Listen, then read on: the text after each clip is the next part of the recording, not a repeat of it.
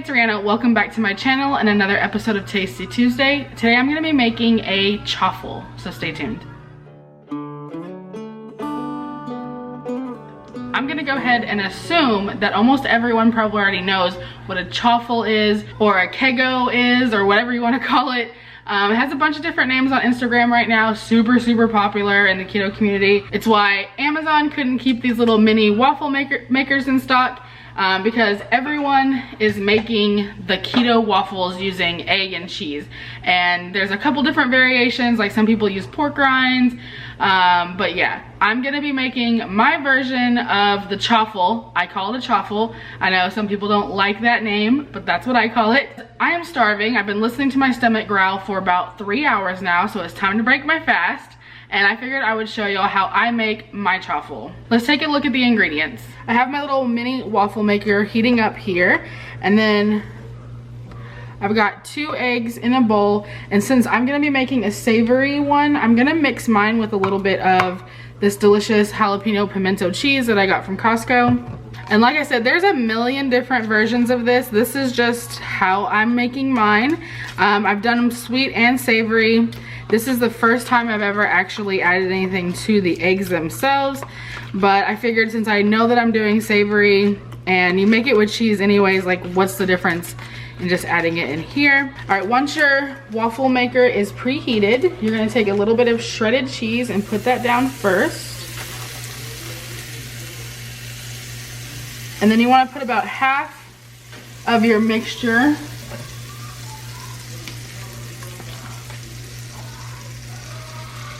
But you want to be careful not to overfill it, or it will spill over the edges and it'll be a mess. And then put a little bit more cheese on top. Oop, okay, I overfilled it.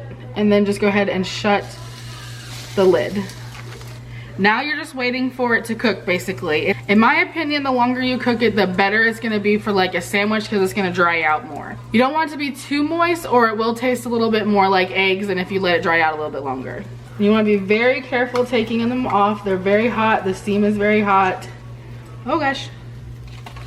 There we go. So there's the first one. If y'all can hear that. Nice and crispy. So we're gonna do the last one. Depending on how big your eggs are, they're sometimes enough to do 3. I don't want it to overflow, so I'm gonna just kind of eyeball it, and if I should use less egg, I will.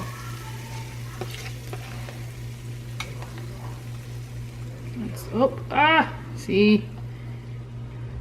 Didn't spill over the edge, but what I'm afraid of is whenever I close it, it will. So I'm gonna go ahead and leave a little bit of that out just because I don't want it to overflow.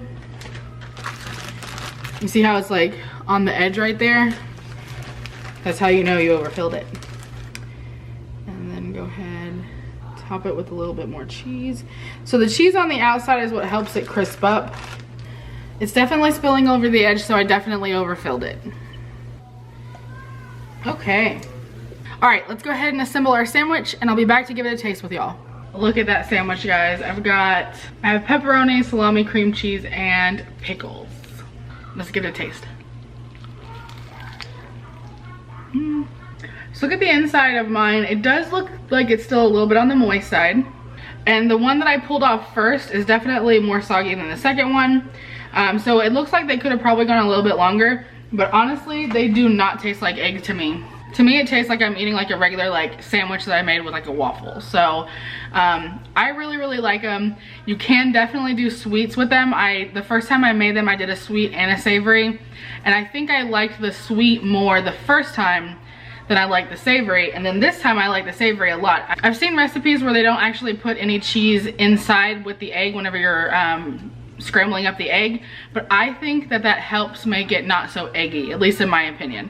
If you've tried a chaffle or a kego or whatever you want to call it, and you have a recipe that you like better, let me know what it is in the comments. link me to your Instagram or the person's Instagram where I got the recipe from, and I'll give it a try. I saw a meme that said 2019 was the year of the mini waffle maker or something like that, and I was like, 100%.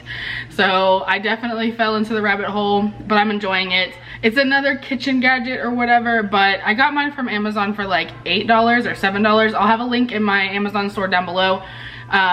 They should be back in stock now. They also sell them at Target. I think at Target they're $10. So if you have to have one too, so you can check these out and see if they're something that you need to eat every day or whatever, you can definitely get your hands on one, I'm sure. If you have any recipes that you would like for me to try on the next Tasty Tuesday, leave a comment down below. Subscribe if you haven't already. Don't forget to click that thumbs up button, and I will see you guys next time. Bye.